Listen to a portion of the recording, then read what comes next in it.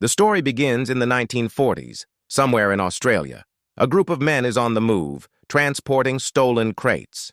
During the trip, the new driver, Sean, suddenly hits a bump, causing the rear doors to swing open. The crates tumble out and crash to the ground. Their leader, Dylan, immediately steps out furious and orders everyone to pick the crates up. As they scramble to recover them, gold spills out, revealing that these men are transporting stolen treasure. Dylan snatches the keys from Sean, telling him he's done driving and replaces him with another man. Once everything is reloaded, they continue their journey. But a moment of carelessness sends the vehicle skidding off the road and straight into the river. Forced by the current, the men escape through the windows and swim to the shore. Dylan scolds them harshly, but one man tries to calm him, saying no one will find the crates under the water. Dylan isn't convinced. He says he'll take care of it himself. Then, with a cold signal, one of his men slits the driver's throat. Dylan kicks the killer into the river as punishment for his mistake. After the brutal scene, Dylan decides he needs professional divers to recover the crates. None of them realize that something in the water has already dragged one of their men below. The next morning, in a quiet rural area, Clara helps her partner Jimmy prepare for a diving task. When she notices Ernie isn't in the workshop, she asks where he is. She learns he's still sleeping off a night of heavy drinking. Clara wakes him and gives him an update on the equipment report. Clara is excited about the upcoming bridge project in the city, but Ernie tells her the contract hasn't been confirmed yet. Since their company doesn't own a boat, their services are costly and business has been slow. Ernie apologizes, saying he can't pay his workers right now. Clara reassures him that they'll pull through tough times. Meanwhile, Dylan arrives and asks to meet the site owner. Ernie takes him to his office. During their talk, Dylan learns that Ernie, like him, has a military background. Without wasting time, Dylan explains that a friend's vehicle had an accident near the river and he needs help retrieving some items from it. Desperate to save his struggling business, Ernie agrees. Dylan sets one condition: no diver can ask what's inside the crates. Ernie finds this suspicious, but accepts the deal anyway. After sealing the agreement, Dylan and his men leave. Clara is confused about why Ernie didn't tell her what they'll be recovering. Ernie, tired of living in debt, shows her the large payment they'll receive. Seeing the amount, Clara brightens up, saying they can finally buy a new boat and fix all their damaged gear. Once everything is ready, Ernie and his team head to the river, where they meet Dylan's associate, Janice. A few minutes later, the rest of the crew shows up. When Dylan sees that the diving team consists only of Clara and Jimmy, he gets irritated. Ernie quickly explains that they're the best divers around. Jimmy adds that he's been in the water since childhood, while Clara mastered her skills during her army service. Dylan finally gives them permission to start. As the divers gear up, Janice quietly asks Dylan if he plans to tell them what's really inside the crates. Dylan coldly says it doesn't matter, because once the job is done, they'll kill all the divers anyway. After everything is set up, Clara and Jimmy dive deep into the river while Ernie stays on the shore, monitoring their oxygen lines and safety ropes. Through their radios, Clara reports that visibility underwater is extremely poor. Ernie advises them to stay close to the riverbed to avoid getting lost. Suddenly, Jimmy spots a large shadow moving nearby. He asks Clara if she saw it too, but she hasn't noticed anything.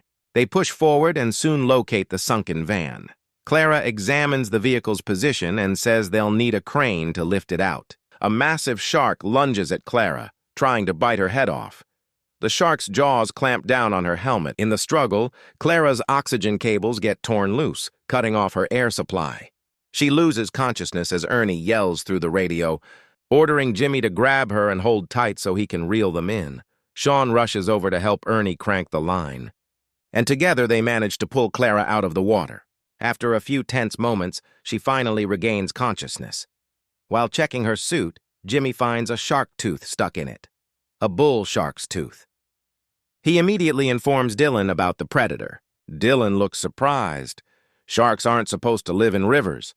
The divers explain that bull sharks can swim hundreds of kilometers upstream and survive in fresh water before returning to the ocean. Hearing this, Dylan gets irritated and mocks them, asking why they're scared when they're supposed to be professionals. Ernie snaps back, saying bull sharks are aggressive and known for attacking divers. Dylan, annoyed by the delay, tells them the extra time will be deducted from their payment, then leaves with his men to look for equipment.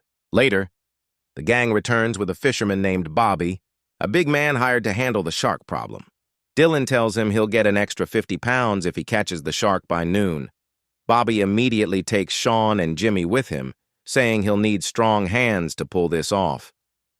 Once they reach the middle of the river, Bobby throws chunks of fish around the boat to attract the predator and casts his fishing line. Now, all they can do is wait. Sean stays alert, holding Bobby's rifle, ready to shoot if the shark appears. Suddenly, Bobby feels a powerful tug on the line. The shark has taken the bait. He shouts for Jimmy to help him hold the rod, but before they can reel it in, the line snaps and the shark escapes. Bobby curses under his breath and starts fixing his rod. That's when Sean spots the shark again and prepares to fire. Realizing Sean doesn't know how to handle the rifle, Jimmy grabs it and shoots, but misses. The missed shot only enrages the shark further. It charges at the boat, biting into the engine with terrifying force. Jimmy fires several more rounds, but nothing works. Bobby grabs his harpoon and waits for a clear shot. But before he can throw it, the shark slams into the boat from below, flipping all three men into the water. Jimmy and Sean scramble back into the boat in panic. But the shark grabs Bobby and drags him underwater. In seconds, he's gone, devoured by the beast. Terrified, Jimmy and Sean rush back to shore, where Clara and Ernie check to make sure they're safe. Meanwhile, Dylan shows no sympathy. He mocks Bobby's death, which disgusts Clara. Exhausted and furious, Ernie decides to report the incident to the police, but Dylan blocks him. Ernie throws the payment at his feet, saying they're done risking their lives. Before they can leave, Dylan's men surround the entire team at gunpoint. Dylan pushes Ernie down and finally reveals the truth. The crates are filled with stolen gold bars. Ernie is stunned and asks what will happen once they recover the cargo. Dylan calmly assures him that nothing bad will happen, but his tone says otherwise. With no choice, Ernie and his team are forced to keep working while the gang watches them closely. They start building a wooden crate to help lift the gold. When Jimmy tries to speak to Ernie in his native language, Janice warns him. If he says another word that's not English, he'll be shot.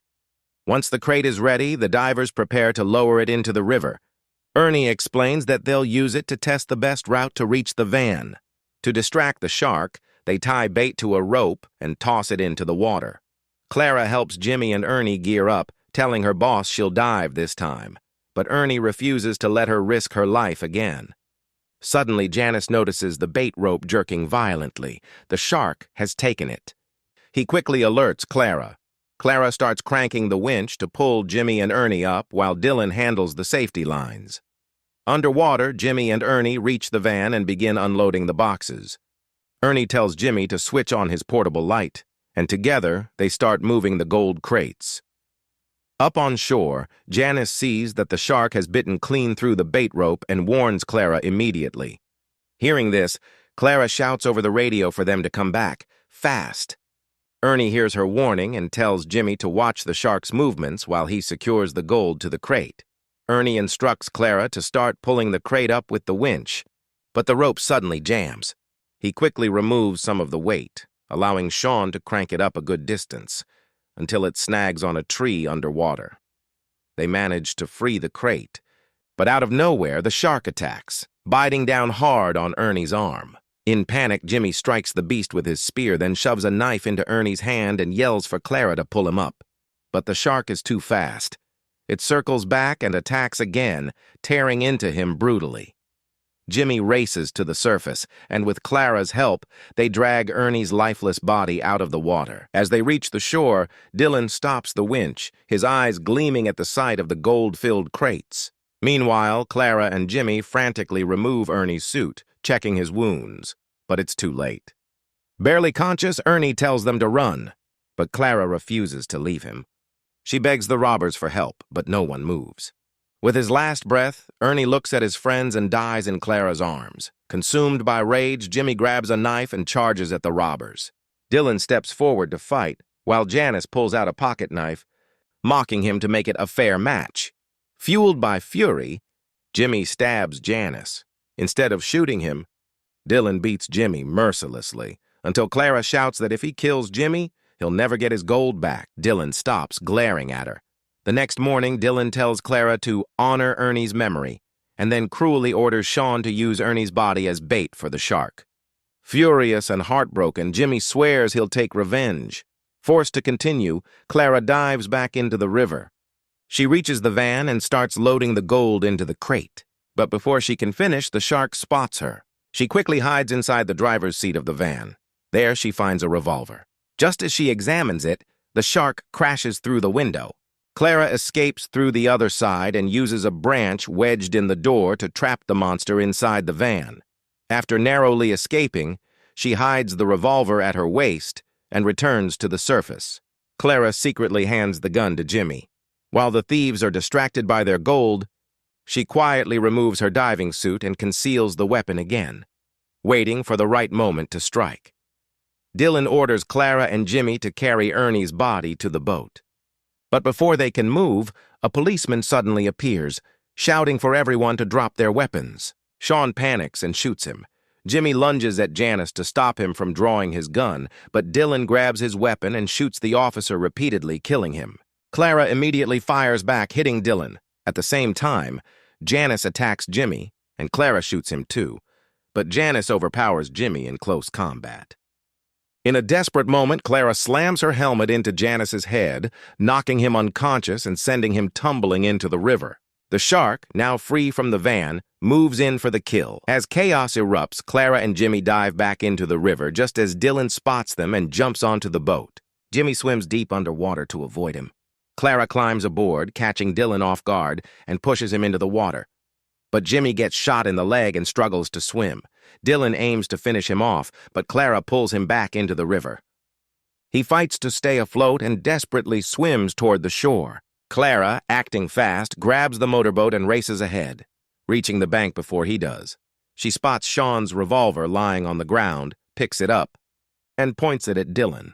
He laughs mockingly, saying, "You don't have the guts to kill me." Clara smiles coldly and replies, "I don't have to."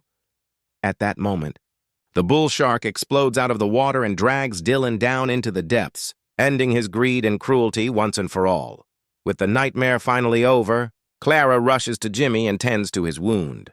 Both divers look out over the river, the same river where they faced death, greed, and a monster born from nature's fury. But in the end, they survived.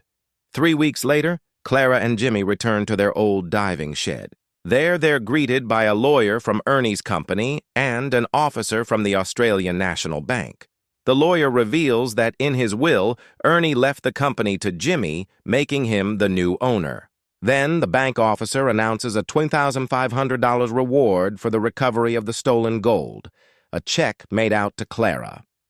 Overjoyed, the two smile through tears, finally able to buy a new boat and rebuild their lives. Clara looks at Ernie's photograph on the wall, and the film closes, ending the tale of courage, loss, and survival beneath the deadly waters of the outback.